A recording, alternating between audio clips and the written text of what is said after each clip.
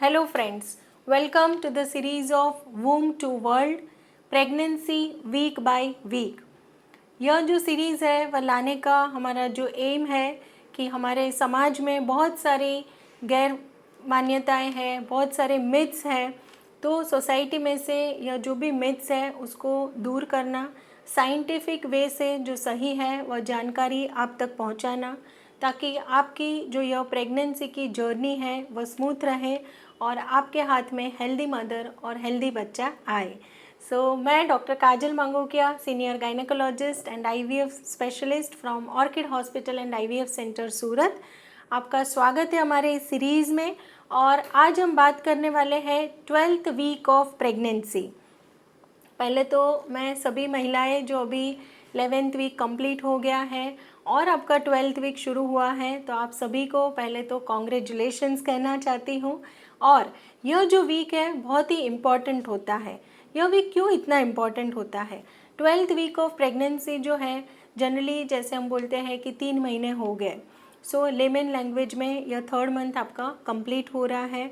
और यह जो वीक है कि जनरली अबॉर्शन का जो रिस्क होता है फर्स्ट 3 मंथ्स जो होते हैं उसमें अबॉर्शन का रिस्क मैक्सिमम होता है, स्पेशली जेनेटिक रीजंस वगैरह होते हैं, तो आपका अबॉर्शन का जो रिस्क है वह अभी कम हो गया है। और यह जो समय है जनरली अपने नियर डियर है, रिलेटिव्स वगैरह हैं, कि जब भी आप गुड न्यूज़ बाहर शेयर कर रहे हैं कि प्रेगनेंसी है, तो यह समय है कि आप अभी अपने रिलेटिव्स नियर डियर को आपके गुड न्यूज़ शेयर कर सकते हैं। अभी हम जानेंगे कि 12th वीक ऑफ प्रेगनेंसी में माँ के शरीर में क्या बदलाव आते हैं, बच्चे में क्या क्या चेंजेस आते हैं, आपको कौन सी डूज़ एंड डोंट्स क्या चीज़ें करनी है, किन चीज़ों में ध्यान रखना है, लाइफस्टाइल में क्या क्या चेंजेस लाना है, कौन से ऐसा समय होता है कि जब भी आपको इमरजेंसी डॉक्टर के पास जाना ज़रूरी होता है, और हमारे जो फादर टू बी होते हैं उनके क्या क्या रिस्पॉन्सिबिलिटीज़ होते हैं। तो आइए अब बात करते हैं कि मदर जो है, माँ के शरीर में क्या क्या बदलाव आते हैं। तो पहले तो जैसे ही आपका 12th वीक ऑफ प्रेगनेंसी शुरू होता है, जनरली अभी तक जो बीटा HCG के वैल्यूज़ काफ़ी बढ़ रहे हैं। अभी जो फंक्शन है, जो आपकी ओवरीज कॉर्पस ल्यूटियम का जो फंक्शन था वह भी प्लेसेंटा टेक ओवर कर लेगा, तो आपके जो हार्मोन्स वगैरह की मात्रा जो है वह थोड़ी कम होने लगेगी, स्पेशली बीटा HCG। तो आपको जो नौशिया वॉमिटिंग वगैरह है उसकी मात्रा कम होने लगेगी।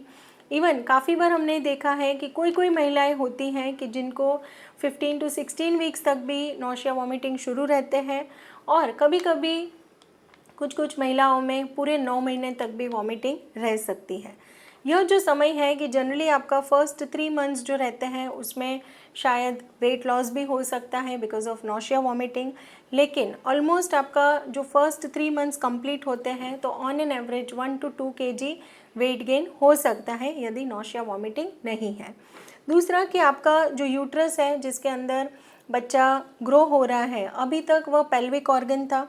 जैसे ही पेल्विक ऑर्गन होता है, आगे पेशाब की थैली होती है, ब्लैडर के ऊपर प्रेशर आता है, तो आपको बार बार यूरिन जाने की सेंसेशन आती है, फ्रीक्वेंसी ऑफ यूरिन जो है वह बढ़ जाता है, पीछे इसका प्रेशर जो पड़ता है रेक्टम के ऊपर पड़ता है, इसकी वजह से कॉन्स्टिपेशन वगैरह की जो समस्या है, इसमें से आपको 12th वीक ऑफ प्रेगनेंसी में छुटकारा मिलने वाला है।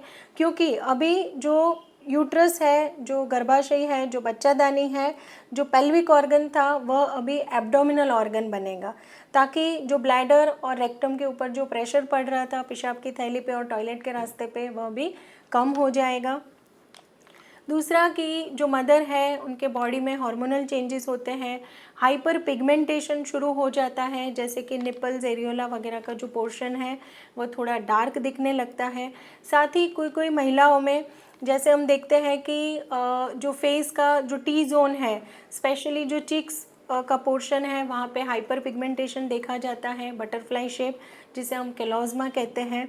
यह सारी चीज़ें माँ के शरीर में बदलाव 12th वीक ऑफ प्रेगनेंसी में आते हैं। अभी हम बात करते हैं कि जो शिशु है, जो फीटस है, उसमें क्या क्या चेंजेस आते हैं। तो जो बच्चा है नॉर्मली उसकी जो साइज़ है ऑलमोस्ट अभी प्लम साइज़ का होता है, that is approximately 5 to 6 centimetre, और 15 से 16 ग्राम अप्रॉक्सीमेट उसका वज़न होता है। धीरे धीरे अभी जो बच्चा है उसके हाथ और पैर की उंगलियां जो हैं वो डेवलप होना शुरू हो जाती है। वो आपको जैसे हम सोनोग्राफी करते हैं तो उसमें दिखते भी हैं। प्लस बच्चा जो है वह एमनियोटिक फ्लूइड के अंदर अभी उसकी मूवमेंट भी स्टार्ट हो जाती है। हालांकि यह मूवमेंट आपको बाहर नहीं दिखती है, फील नहीं होती है, लेकिन सोनोग्राफी जब हम परफॉर्म करते हैं तभी यह मूवमेंट्स दिखाई देती है। बच्चे की जो डाइजेस्टिव सिस्टम है वो भी एक्टिव होने लगती है। बच्चा जो है यही पानी, जैसे उसका डाइजेस्टिव सिस्टम एक्टिवेट होता है, किडनीज़ वगैरह फंक्शन करना शुरू करते हैं। बच्चा जो यूरिन करता है वही एमनियोटिक फ्लूइड होता है, वही उसका जो फ्लूइड है उसी को वह पीता है और अल्टीमेटली यही फ्लूइड उसके आजू बाजू घूमता रहता है। So that is a amniotic fluid. अभी हम बात करेंगे कि आपको कौन सी चीज़ों का ध्यान रखना है।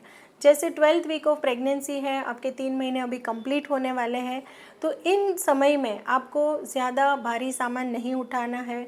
ज़्यादा जैसे लंबी मुसाफरी है, लॉन्ग रूट ट्रैवलिंग वगैरह जो होता है वो अभी आपको अवॉइड करना है, एटलीस्ट जब तक आप 12th वीक कंप्लीट करते हो।